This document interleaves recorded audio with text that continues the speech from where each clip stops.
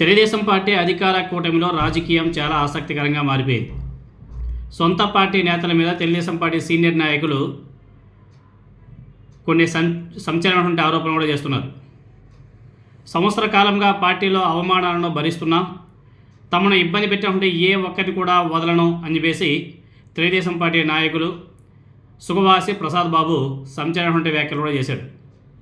ఎందుకంటే సీనియర్ నాయకుడు అయినా కానీ ఆయన్ని తెలుగుదేశం పార్టీలో ఉన్నటువంటి కొంతమంది నాయకులు బాగా ఇబ్బంది పెడుతున్నారు.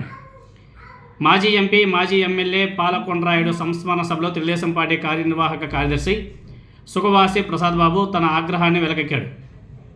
మంత్రి రాంప్రసాద్ రెడ్డి సొంత గడ్డపై మాస్ వార్నింగ్ కూడా ఇచ్చాడు. ఆయన ఈ కార్యక్రమం సందర్భంగా తెలుగుదేశం పార్టీ నాయకుడు ప్రసాద్ బాబు మాట్లాడుతూ, తెలుగుదేశం పార్టీలో చేరినప్పటి నుంచి చనిపోయే వరకు పార్టీ కోసమే కష్టపడిన నాయకుడు పాలకొండరాయుడు.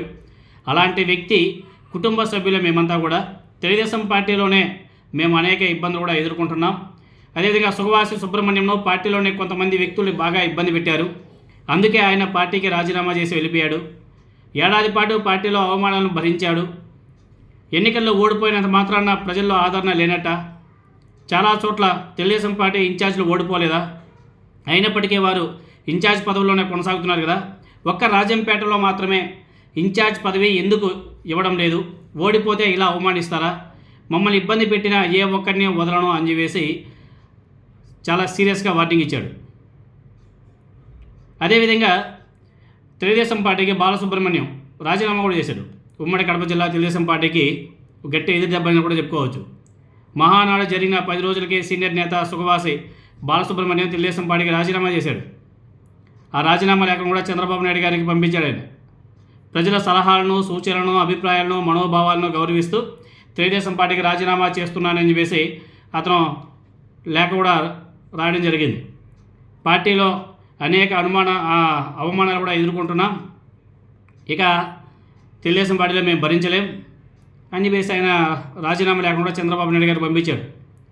ఇక ఆయన 2024 ఎన్నికల్లో రాజంపేట నియోజకవర్గం నుంచి పోటీ చేసి ఓడిపోయిన సంగతి మనకందరికీ కూడా తెలిసిందే. ఓడిపోయినంత మాత్రాన అతన్ని అవమానిస్తారా?